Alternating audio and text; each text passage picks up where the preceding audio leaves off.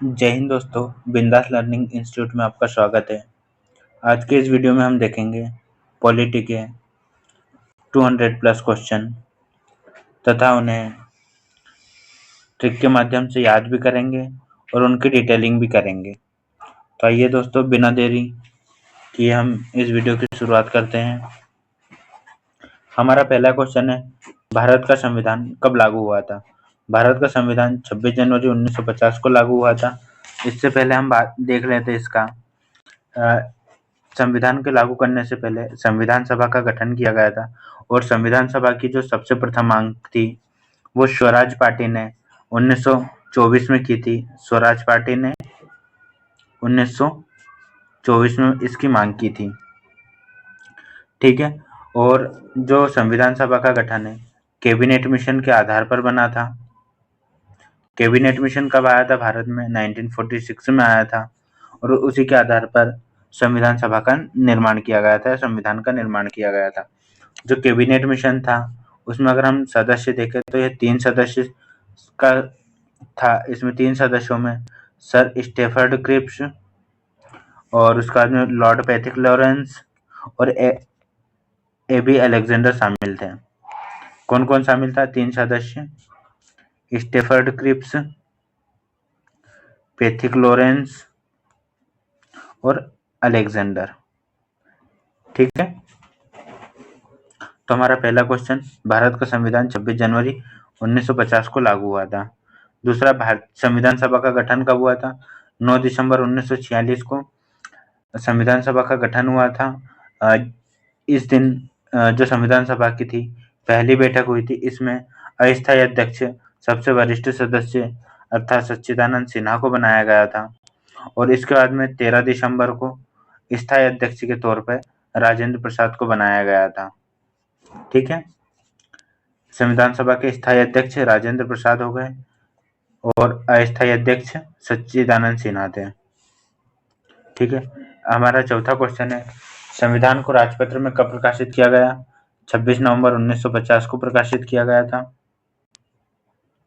उसका अगला क्वेश्चन है हमारा, संविधान का पिता किसे कहते हैं? डॉक्टर भीमराव अंबेडकर को संविधान का पिता कहते हैं क्योंकि अधिकांश चीजें अंबेडकर के द्वारा ही की गई थी। अंबेडकर मुख्यतः प्रारूप समिति के सदस्य थे और प्रारूप समिति के अध्यक्ष थे और प्रारूप समिति ने ही मुख्य काम किया था संविधान बनाने का, ठीक है। और प्रारूप तैयार किसने किया था? संविधान सभा का प्रारूप तैयार किया था BN राव ने, ठीक है। अगर हम भारत का संविधान किस देश से सबसे अधिक प्रभावित है तो ब्रिटेन से हमने संविधान का प्रारूप लिया है या संविधान का लिया है। फिर अगला हमारा क्वेश्चन है, संविधान में मूल अधिकार कितने हैं? संविधान में वर्तमान में 6 मूल अधिकार है। इससे पहले 7 अधिकार थे, लेकिन 44वां संविधान संशोधन के द्वारा जो संपत्ति का अधिकार है उसे हमने एक कानूनी अधिकार बनाकर 300 क में स्थापित कर दिया, ठीक है। अब वर्तमान में 6 अधिकार है, हमारे पास मूल अधिकार है। भारत को धर्मनिरपेक्ष और समाजवादी पंथ कब जोड़ा गया? 42वें संविधान संशोधन 1976 के द्वारा 3 शब्द जोड़े गए थे, जिसमें पहला धर्मनिरपेक्ष, दूसरा समाजवादी और तीसरा है और अखंडता। ये 3 शब्द जोड़े गए थे, ठीक है, 42वें संविधान संशोधन के द्वारा। अगला हमारा क्वेश्चन है, भारतीय संविधान किस प्रकार का संविधान है? देखो, भारतीय संविधान पहला तो एक लिखित संविधान है, सबसे बड़ा संविधान है, सबसे लंबा संविधान लिखित संविधान है और ये कठोर भी है और लचीला भी है। कठोर और लचीला का मिश्रण रूप है। कई कई पर हमें ऐसे आर्टिकल देखने को मिलते हैं जहाँ पर ये बहुत कठोर हो जाता है, जो संविधान संशोधन करना जिसमें बहुत मुश्किल होता है, और कई कई पर यह बहुत लचीला होता है, बिना संविधान संशोधन के परिवर्तित या जिसमें संशोधन करना आसान होता है, ठीक है। अगला है, संविधान की मूल प्रति किस लिपि में लिखी गई है? हिंदी और अंग्रेजी दोनों भाषाओं में संविधान की मूल प्रति लिखी हुई है। न्यायपालिका की स्वतंत्रता किस देश से ली गई है?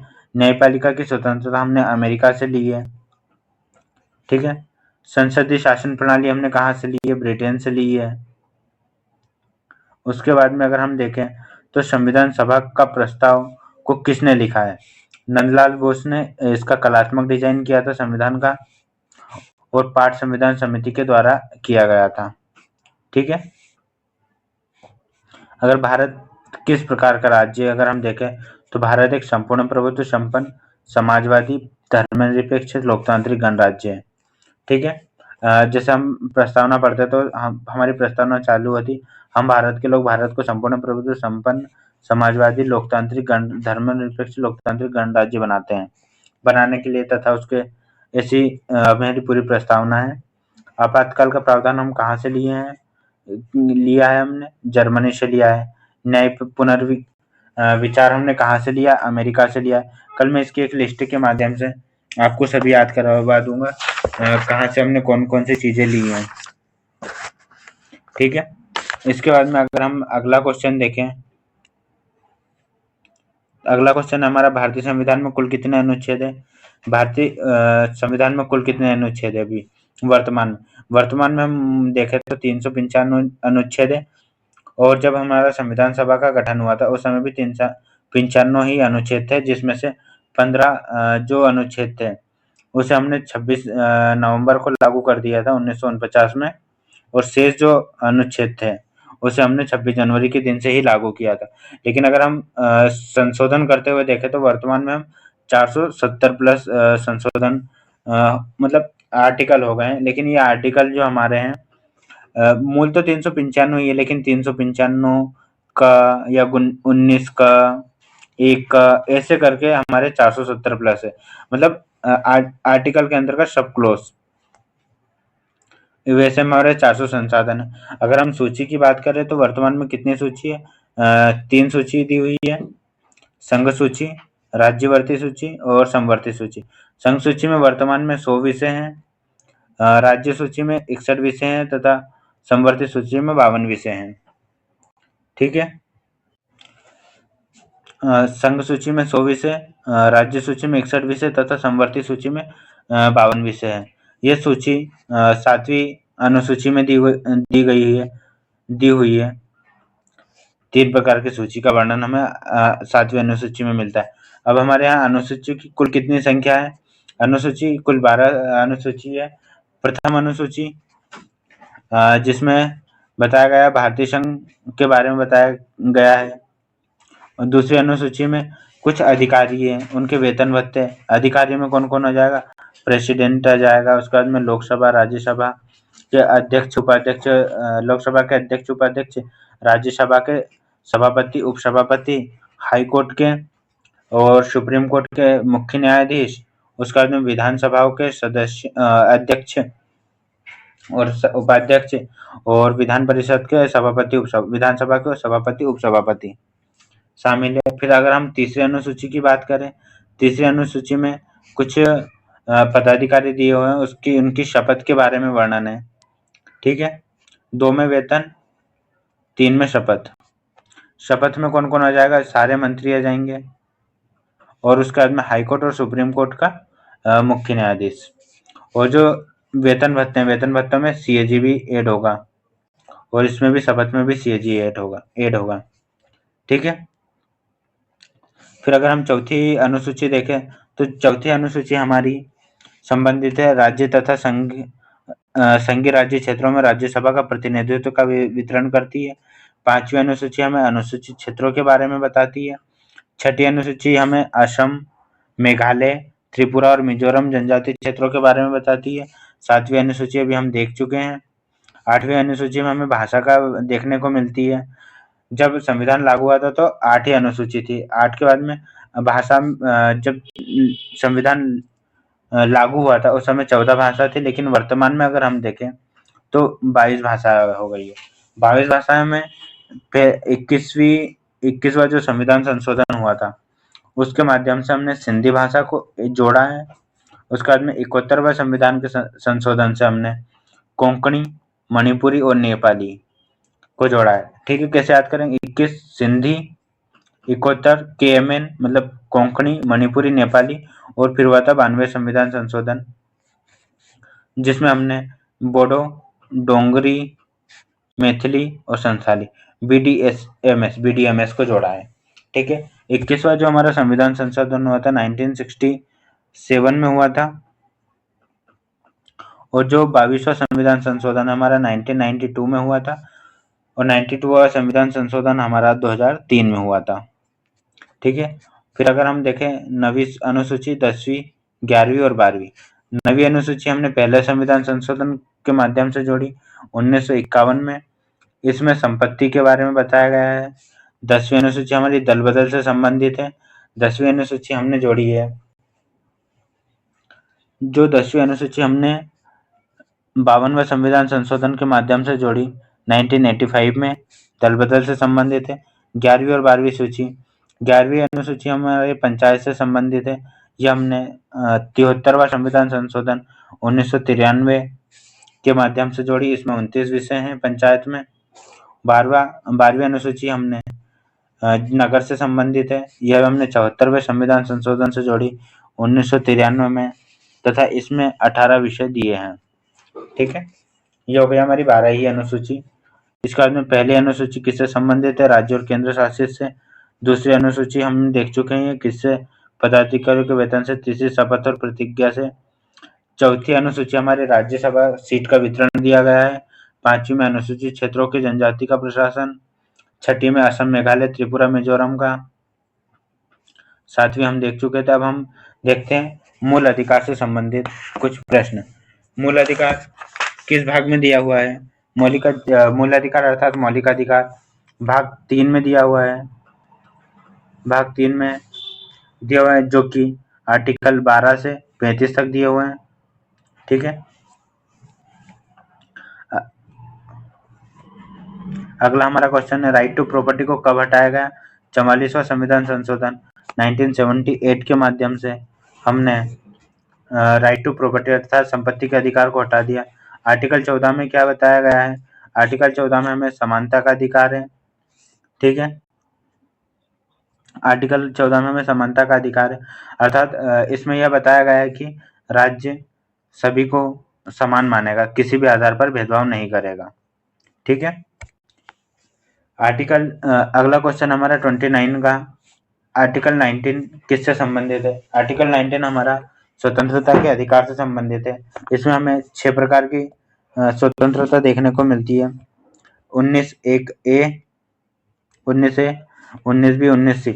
19(a) में हमें बोलने की स्वतंत्रता। ठीक है।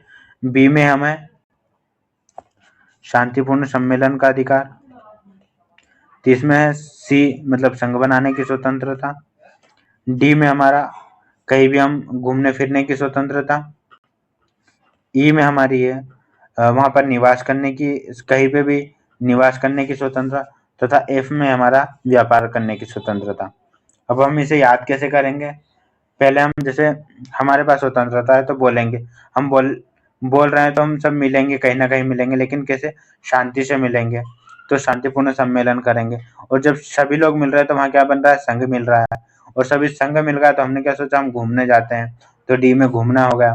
और घूमते घूमते हमें कोई सी जगह अच्छी लग गई तो हम निवास करने लग गए, और निवास करेंगे तो वहाँ कुछ ना कुछ खाने पीने की व्यवस्था देखेंगे, तो वहाँ व्यापार देखेंगे, व्यापार करेंगे। तो 19(1) में हमें 6 स्वतंत्रता देखने को मिलती है स्वतंत्रता के अधिकार के अंतर्गत। अगला हमारे अनुच्छेद 21 हमें क्या कौन सी स्वतंत्रता देता है? अनुच्छेद जो 21 है हमें जीवन और व्यक्ति की स्वतंत्रता का अधिकार देता है। ठीक है। अनुच्छेद 21 ए में क्या है? अनुच्छेद 21 ए में क्या है? अनुच्छेद 21 में 6 से 14 वर्ष के बच्चों को शिक्षा का अधिकार दिया गया हुआ है 86वां संविधान संशोधन के द्वारा। ठीक है। अगला हमारा क्वेश्चन है, अस्पृश्यता का उन्मूलन किस आर्टिकल में हुआ था? अनुच्छेद 17 के अंतर्गत अस्पृश्यता का उन्मूलन किया गया था। आर्टिकल 25 से 28 किस अधिकार से जोड़े हुए हैं? आर्टिकल 25 से जो 28 है हमारा मुख्यतः धर्म की स्वतंत्रता से जुड़े हुए हैं। अगला हमारा आर्टिकल 32, यह हमें क्या देता है? यह संवैधानिक उपचार का अधिकार देता है। इसमें रीट बनाने का अधिकार है। सुप्रीम कोर्ट आर्टिकल 32 के तहत रीट जारी कर सकता है। 5 प्रकार की रीट होती है। और हाई कोर्ट आर्टिकल 226 के तहत रीट जारी कर सकता है। आर्टिकल 32 को संविधान का हृदय किसने कहा है?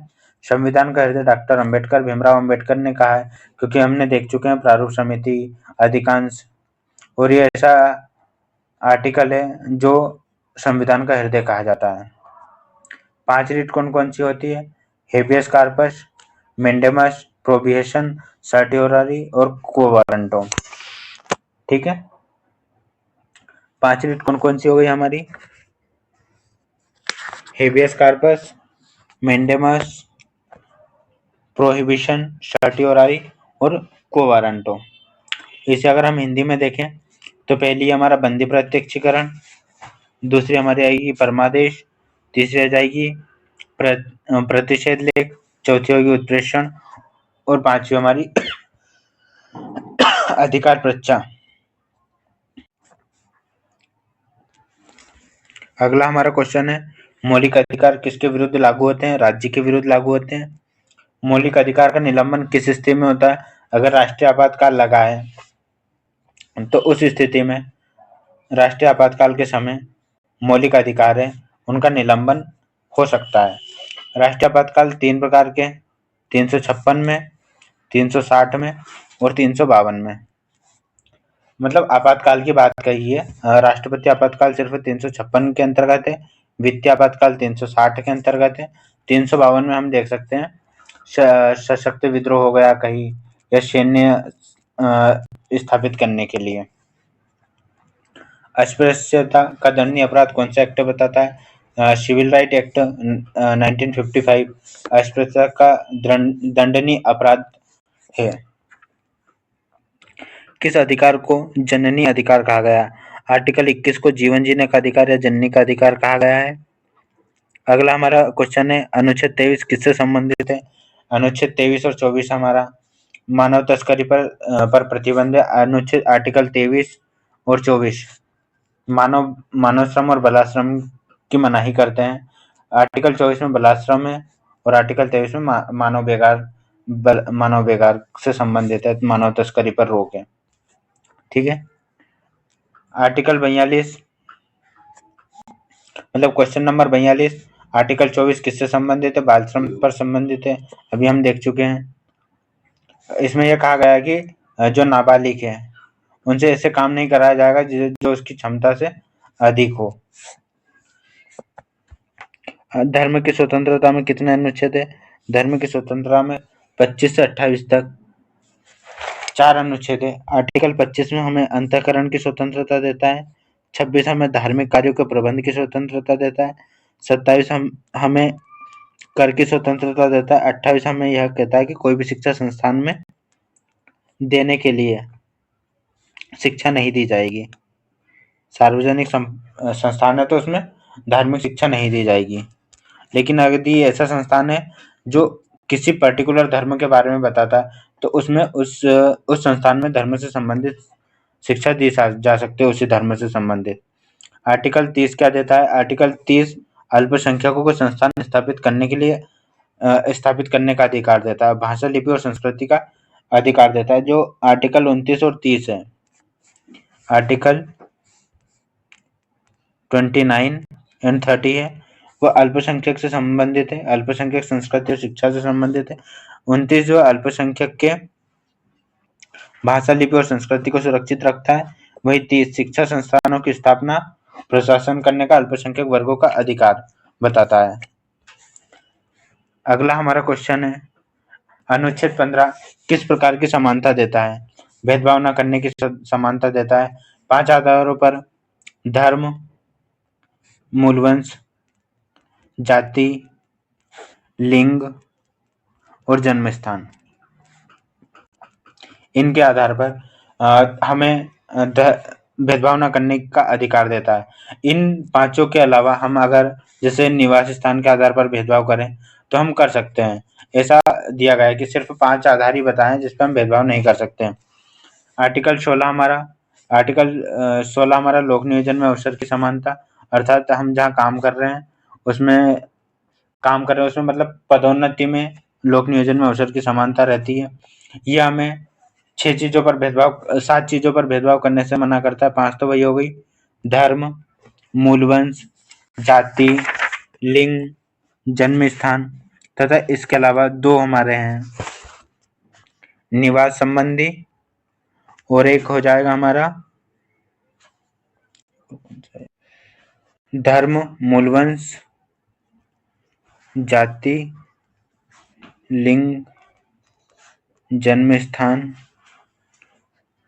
निवास स्थान और एक अभी याद नहीं आ रहा, मैं बताता हूँ आपको। अनुच्छेद 16 किससे संबंधित है? समान अवसर से। अनुच्छेद 18 क्या समाप्त करता है? उपाधियों का उन्मूलन। जो आर्टिकल 18 हमारा उपाधियों का उन्मूलन मतलब उपाधियों का अंत करता है, मतलब कोई भी उपाधि धारण नहीं करेगा। ठीक है। उसके बाद में अगला हमारा क्वेश्चन है, किस अधिकार को कोर्ट केवल आपातकाल में रोक सकती है? आर्टिकल और 20 ऐसे हैं जो नहीं रोके जा सकते, बाकी सभी को रोक सकती है। अगला हमारा क्वेश्चन है 22 किससे संबंधित है? गिरफ्तारी और निरोध के खिलाफ सुरक्षा से संबंधित हमारा आर्टिकल 22। ठीक है। इसमें कुछ दशाओं में गिरफ्तारी और निरोध से संरक्षण करा गया है। ठीक है। इसमें बताया गया है कि अगर आपको किसी व्यक्ति को मनमाने ढंग से हिरासत में ले लिया जाता है तो उसे 3 प्रकार की स्वतंत्रता है। ठीक है। अपना वकील करने का अधिकार, 24 घंटे में कोर्ट में पेश करने का अधिकार और तथा अपना किस कारण गिरफ्तार किया उसका कारण जानने का अधिकार। ठीक है। और इसके बाद में अगला हमारा क्वेश्चन आएगा 51वां, ये डीपीएसपी से संबंधित है। डीपीएसपी भाग 4 में दिए हुए हैं।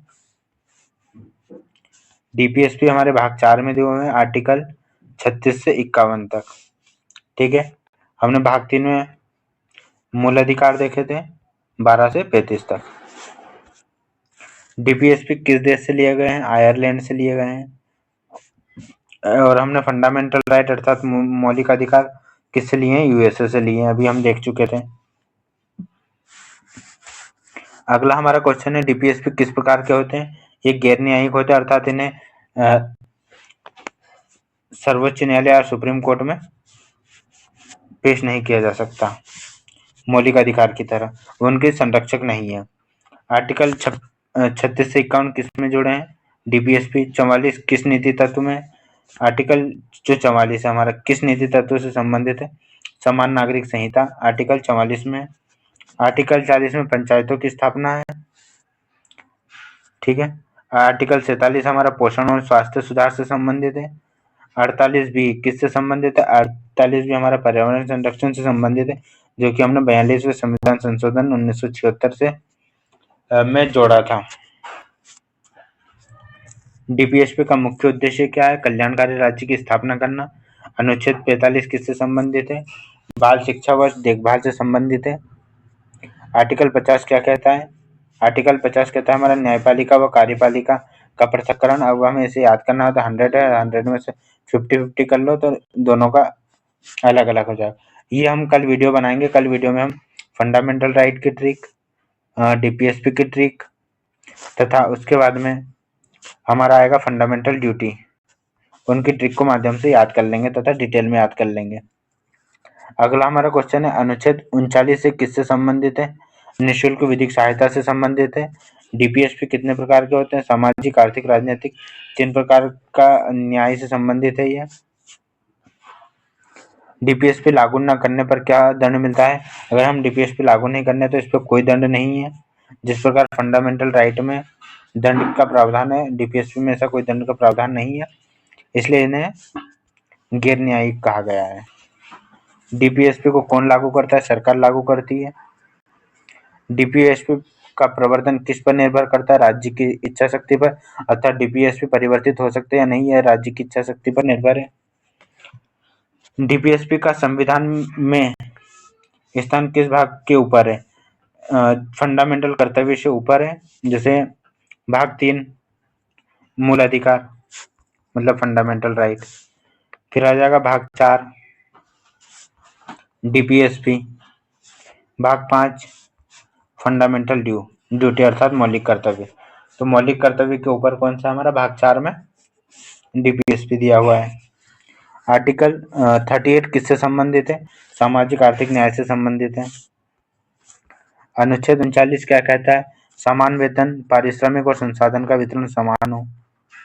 41 किससे संबंधित है? काम से, शिक्षा, बेरोजगारी सहायता से। 42 में मातृत्व राहत या प्रसूति सहायता से संबंधित है। आर्टिकल 33 हमारा मजदूर की जीविका से संबंधित है। 48 कृषि और पशुपालन सुधार से संबंधित है। जो हमारा आर्टिकल 49 है स्मारकों की सुरक्षा से संबंधित है। 51 जो हमारा अंतर्राष्ट्रीय शांति से संबंधित है। हमने 50 देखा था, 50 किससे संबंधित है? कार्यपालिका न्यायपालिका की शक्ति। ठीक है, इस प्रकार हमने अधिकतर फंडामेंटल डीपीएसपी कंप्लीट कर लिए हैं। सारे ही रिवीजन हो गए डीपीएसपी तो हमारे। इसके बाद में अगला हमारा क्वेश्चन है मौलिक कर्तव्य से फंडामेंटल ड्यूटी से, जो किस भाग में? 4A में है। आर्टिकल 51 का में है या इसे हमने 42वें संविधान संशोधन के द्वारा जोड़ा था। ठीक है, किससे लिया गया है? सोवियत संघ से लिया गया है। फंडामेंटल राइट हमने यूएसए से लिया था। डीपीएसपी हमने आयरलैंड से लिए थे। और संविधान संशोधन हमने कहाँ से लिया था? दक्षिण अफ्रीका से लिया था। ठीक है, अगला हमारा क्वेश्चन है मौलिक कर्तव्य कुल कितने हैं? 11 है। 11 कौन कौन से हैं? हम इसे भी ट्रिक के माध्यम से याद कर लेंगे कल। एक बार इसका रिवीजन कर लेते हैं। फंडामेंटल जो ड्यूटी से 11 कौन कौन सी है? पहला तो प्रत्येक नागरिक का कर्तव्य होगा कि संविधान का वह पालन करें, संविधान का पालन करना। दूसरा होगा कि जो उसके अंदर राज्य के प्रति दया भाव करुणा उसको अपने हृदय में संजोए रखें। ठीक है, तीसरा हमारा हो जाएगा प्रभुता, भारत की प्रभुता, एकता और अखंडता की रक्षा करें। चौथे में हो जाएगा हमें देश की रक्षा करें। ठीक है, पांचवा हमारा हो जाएगा समरसता और समान भातृत्व की भावना रखे अपने मन में। ठीक है, अगला हमारा हो जाएगा छठवां सामाजिक संस्कृति और गौरवशाली परंपरा का महत्व को समझे। साथ हमारा पर्यावरण से संबंधित है और उसका संवर्धन करें, पर्यावरण की रक्षा और उसका संवर्धन करें। आठवां हमारा वैज्ञानिक दृष्टिकोण से ज्ञानार्जन की भावना का विकास करें। नवा हमारा है सार्वजनिक संपत्ति की सुरक्षित रखें। 10वां हमारा है सामूहिक गतिविधियों का सभी क्षेत्रों में उत्कर्ष की ओर बढ़ने का सतत प्रयास करें। तथा 11वां है हमारा जिसे हमने 86वें संविधान संशोधन के द्वारा जोड़ा 2002 में। इसमें बताया गया है कि 6 से 14 वर्ष की आयु के बच्चों को प्राथमिक शिक्षा देना माता पिता का कर्तव्य है। ठीक है, तो ये हमारे हो गए 11 डीपीएसपी। किस संशोधन से जुड़े? 42वां संविधान 1976 बता चुके हैं।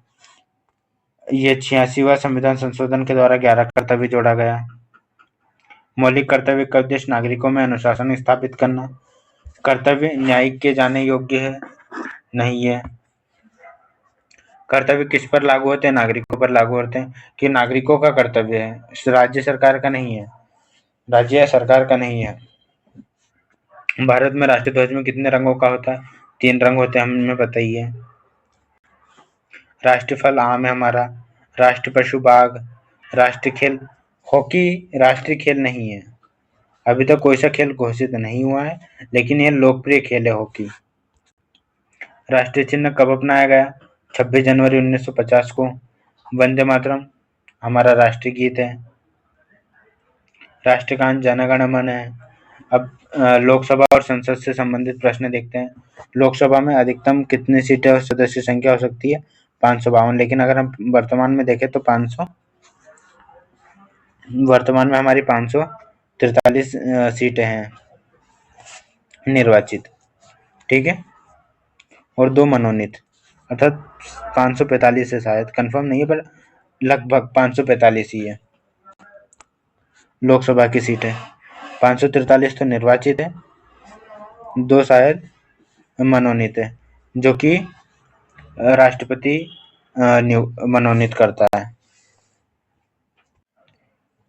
543 ही सदस्य की संख्या अभी वर्तमान में। 552 पूरी होती है सीट हो सकती है, लेकिन 543 अभी वर्तमान में इसकी संख्या 555 545 नहीं, सिर्फ 543 ही है। लोकसभा का जो कार्यकाल है वो 5 वर्ष का होता है। ठीक है। पहली लोकसभा कब गठित की गई थी? 1952 में। लोकसभा अध्यक्ष का चुनाव कौन करता है? लोकसभा के सदस्य ही उनमें से किसी एक का चुनाव करते हैं, लोकसभा के अध्यक्ष का। लोकसभा अध्यक्ष का कार्यकाल जब तक सदन भंग होगा तब तक लोकसभा अध्यक्ष का कार्यकाल रहेगा। लोकसभा के प्रथम अध्यक्ष कौन थे? जीवी मावलंकर। ठीक है। लोकसभा की पहली महिला अध्यक्ष मीरा कुमार। लोकसभा में अविश्वास प्रस्ताव कौन करता है? जो विपक्ष का नेता होता है। विपक्ष का नेता, जैसे बीजेपी की सरकार है तो कांग्रेस का जो रहेगा सदस्य वो विपक्ष का नेता या कोई भी सदस्य, या फिर कांग्रेस की सरकार है तो बीजेपी का नेता या उसका कोई भी सदस्य अविश्वास प्रस्ताव पेश कर सकता है। अविश्वास पास होने पर क्या होता है? सरकार गिर जाती है। धन विधेयक किस सदन में लाया जाता है? धन विधेयक ऐसा विधेयक है जो केवल लोकसभा में पेश किया जाता है। ठीक है। राज्यसभा में नहीं ला सकते। धन विधेयक को प्रमाणित कौन करता है? लोकसभा का अध्यक्ष करता है। लोकसभा का कोरम हम कितना देखते हैं? लोकसभा का कोरम 1/10 है। लोकसभा में सरकारी दल का नेता कौन है? प्रधानमंत्री है। लोकसभा में को भंग कौन कर सकता है? राष्ट्रपति कर सकता है। कैसे कर सकता है? प्रधानमंत्री की सलाह पर करेगा। अगर लोकसभा को भंग करना रहेगा तो प्रधानमंत्री की सलाह पर राष्ट्रपति करेगा। सांसद का वेतन तय कौन करता है? संसद करती है। लोकसभा में प्रश्नकाल की अवधि 1 घंटा होती है। शून्यकाल कब शुरू किया गया था? स्टार्टिंग में 1962 में पहली बार शून्यकाल देखा गया था। शून्यकाल की अवधि 30 मिनट की होती है। कितने मिनट की होती है? 30 मिनट की होती है, लेकिन कोई निश्चित नहीं है, अवधि निश्चित नहीं है, लेकिन आमतौर पर हम देखते हैं तो 30 मिनट की होती है। संसद में संयुक्त सत्र कौन बुलाता है? राष्ट्रपति बुलाता है। ठीक है। आर्टिकल 108 के तहत, आर्टिकल 108 बैठक बुलाना। संयुक्त सत्र कौन कौन से विधेयकों पर होता है? सभी पर हो सकता है।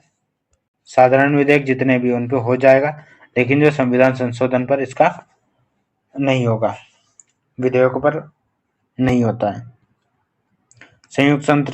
जो संयुक्त सत्र होता है उसकी अध्यक्षता कौन करता है? लोकसभा का अध्यक्ष करेगा। संसद में बजट कौन प्रस्तुत करता है? वित्त मंत्री। बजट सबसे पहले कहाँ पेश होता है? लोकसभा में पेश होता है।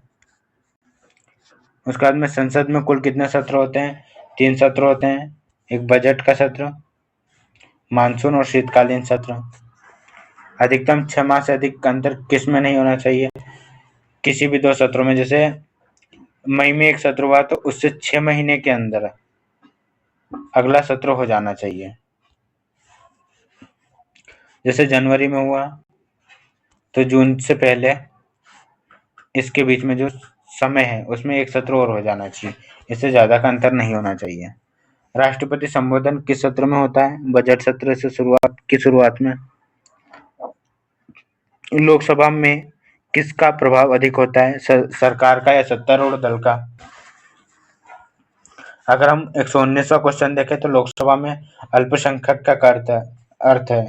लोकसभा में अल्पसंख्यक का अर्थ हम देखें तो इसका अर्थ विपक्ष से संबंधित है। लोकसभा में मतदान विधि कौन सी होती है? आवाज वोट और विभाजन की विधि होती है। राज्यसभा से संबंधित देख लेते हैं। राज्यसभा का सदन स्थायी होता है, मतलब इसे भंग नहीं किया जा सकता। ठीक है। राज्यसभा में कुल सदस्य की संख्या 250 हो सकते हैं, लेकिन वर्तमान में 245 है। ठीक है। राज्यसभा में मनोनीत सदस्य 12 होते हैं, लोकसभा में 2 होते हैं। ये जो 12 सदस्य है इसे विज्ञान, कला, साहित्य, संस्कृति के आधार पर राष्ट्रपति द्वारा मनोनीत किया जाता है। मनोनीत सदस्य का नामांकन कौन करता है? राष्ट्रपति, अभी हम देख चुके हैं। राज्यसभा का कार्यकाल स्थायी होता है, लेकिन 1/3 सदस्य हर 2 वर्षों में रिटायर हो जाते हैं। जैसे इसका कार्यकाल तो स्थायी रहेगा, लेकिन जो सदस्य है उनका कार्यकाल स्थायी नहीं रहता है, उनका कार्यकाल 6 वर्ष का रहता है। तो 6 वर्ष में हर 2 वर्ष में 1/3 सदस्य अर्थात 3 में से 1 सदस्य रिटायर हो जाता है। राज्यसभा का सभापति कौन होता है? उपराष्ट्रपति जो होता है वही राज्यसभा का सभापति होता है। उपसभापति का चुनाव कौन कराता है? राज्यसभा उपसभापति का चुनाव कराती है। राज्यसभा की पहली महिला उपसभापति कौन थी? वंदना चव्हाण, जो कि 2024 में बनी थी।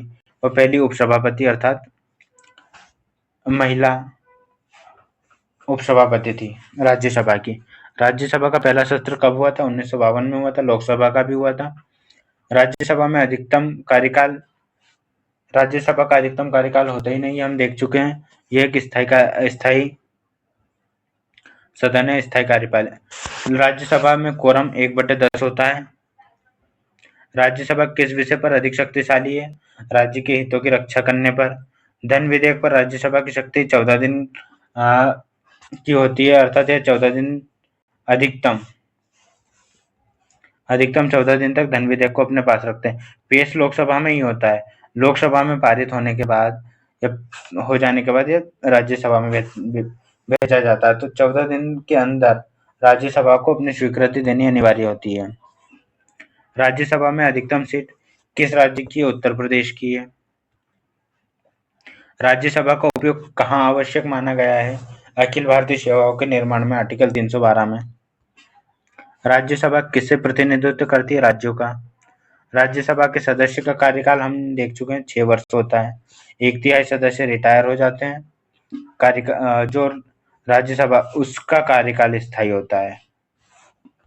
राज्यसभा को भंग क्यों नहीं किया जा सकता? हम देख चुके हैं, एक स्थायी सदन है।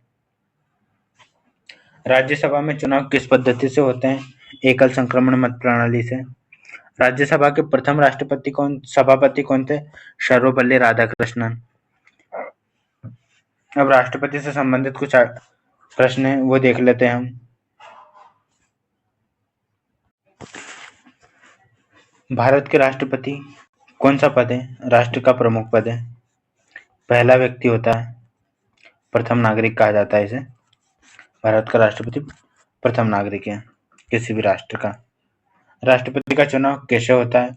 निर्वाचक मंडल द्वारा होता है। राष्ट्रपति का कार्यकाल 5 वर्ष का होता है।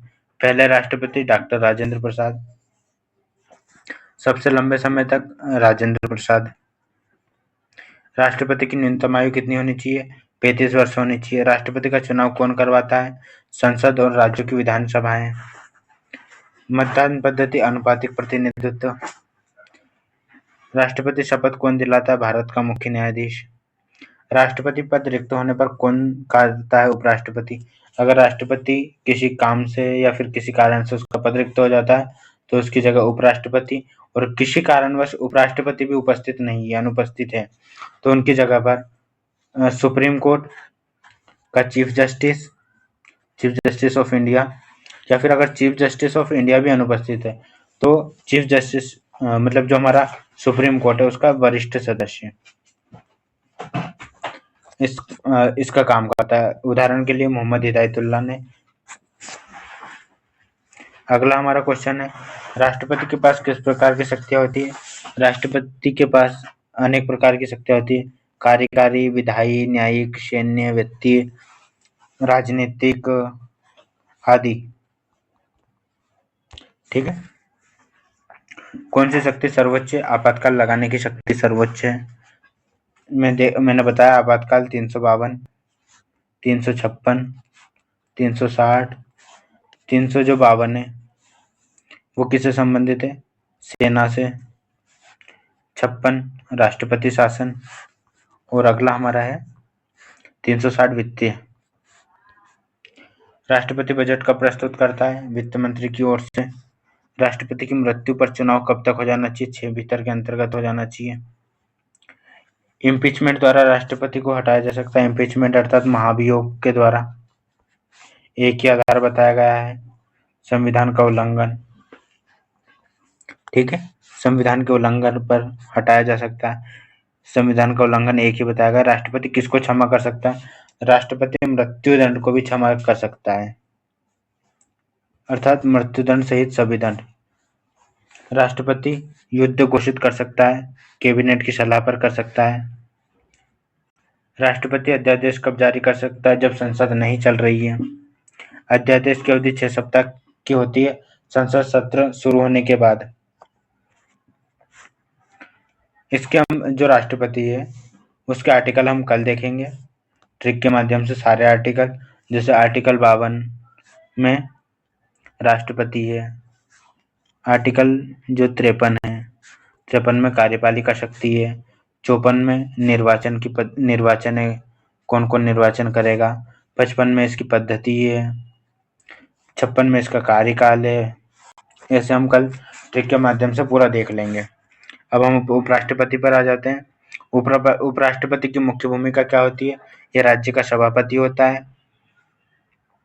उपराष्ट्रपति का चुनाव कौन करता है? संसद के दोनों सदस्य मिलकर करते हैं। कार्यकाल इनका 5 वर्ष का होता है, न्यूनतम आयु 35 वर्ष ही होती है। उपराष्ट्रपति का चुनाव कौन संचालित करता है? चुनाव आयोग। उपराष्ट्रपति का वेतन कौन निर्धारित करता है? संसद। भारत के पहले उपराष्ट्रपति डॉक्टर राधाकृष्णन। हटाने की प्रक्रिया राज्यसभा द्वारा प्रस्ताव पेश करना, लोकसभा की सहमति होना। इम्पीच किया जा सकता है उपराष्ट्रपति पर, महाभियोग नहीं लगाया जा सकता। उपराष्ट्रपति का पद संभाल सकते हैं उपराष्ट्रपति, हाँ संभाल सकते हैं अस्थायी रूप से, जब राष्ट्रपति अपने पद पर उपस्थित ना हो। अगला हमारा क्वेश्चन प्रधानमंत्री से संबंधित है। प्रधानमंत्री कौन नियुक्त करता है? प्रधानमंत्री की नियुक्ति राष्ट्रपति करता है, आर्टिकल 74 के तहत, 75 के तहत। वास्तविक कार्यकारी शक्ति प्रधानमंत्री में होती है और मंत्रिपरिषद में होती है। कैबिनेट का क्या काम है? कैबिनेट क्या है? वरिष्ठ मंत्रियों का समूह होती है, कैबिनेट कहते हैं उसे। मंत्रिपरिषद की सामूहिक जिम्मेदारी किस सदन के प्रति होती है? लोकसभा के प्रति। ठीक है, सामूहिक जिम्मेदारी लोकसभा के प्रति और व्यक्तिगत जिम्मेदारी राष्ट्रपति के प्रति होती है। भारत के प्रथम प्रधानमंत्री जवाहरलाल नेहरू थे। सबसे लंबे समय तक प्रधानमंत्री भी जवाहरलाल नेहरू ही रहे हैं। मंत्रियों की नियुक्ति कौन करता है? राष्ट्रपति करेगा पीएम की सलाह पर। प्रधानमंत्री का कार्यकाल कितना है? कार्यकाल लोकसभा के विश्वास रहने तक रहता है, मुख्यतः 5 वर्ष का होता है, जब तक चुनाव नहीं होते या फिर चुनाव होने के जब तक दूसरा कोई उस पद का ग्रहण न कर ले, या फिर लोकसभा में विश्वास पारित है जब तक रहेगा। अविश्वास प्रस्ताव पारित करने पर, महाभियोग लगने पर अगर हट जाता है, सरकार गिर जाती है, तो उसका कार्यकाल समाप्त हो जाएगा। प्रधानमंत्री की न्यूनतम आयु 25 वर्ष होती है लोकसभा के सदस्य हेतु। कैबिनेट बैठक कौन बुलाता है? प्रधानमंत्री बुलाता है। मंत्रिपरिषद में कितने मंत्री हो सकते हैं? लोकसभा का 15%, जैसे 91वां संविधान संशोधन में बताया गया है। पीएमओ का अर्थ होता है प्रधानमंत्री ऑफिस, अर्थात प्रधानमंत्री कार्यालय। कौन पीएम को हटाता है? लोकसभा में अविश्वास प्रस्ताव करके हम पीएम को हटा सकते हैं। मंत्रिपरिषद किसके प्रति जिम्मेदार होती है? लोकसभा के प्रति। प्रधानमंत्री राष्ट्र का क्या होता है? वास्तविक नेतृत्वकर्ता। न्यायपालिका, भारत की न्यायपालिका का शीर्ष सुप्रीम कोर्ट है। सुप्रीम कोर्ट की स्थापना कब की गई थी? 1950 में की गई थी। मुख्यमंत्री, मुख्य न्यायाधीश की नियुक्ति कौन करता है? राष्ट्रपति करता है। सुप्रीम कोर्ट के जजों की सेवानिवृत्त आयु 65 वर्ष है। हाई कोर्ट जजों की सेवानिवृत्त आयु 62 वर्ष है। सुप्रीम कोर्ट में जजों की संख्या 34, एक मतलब एक सीजीआई होगा और 33 जज होंगे।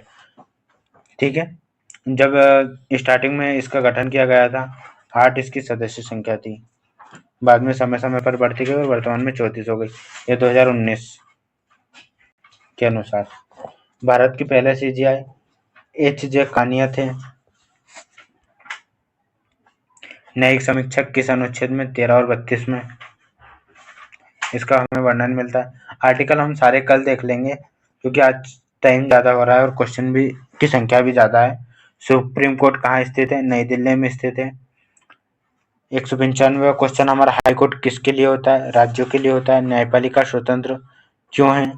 शक्तियों का पृथक्करण का सिद्धांत के लिए। पब्लिक इंटरेस्टेड लिटिगेशन अर्थात पिल या फिर PIL बोलते हैं जिसे हम, पब्लिक इंटरेस्ट लिटिगेशन किसने शुरू की थी? सुप्रीम कोर्ट ने 1980 में। इस समय कौन न्यायाधीश थे? पीएन भगवती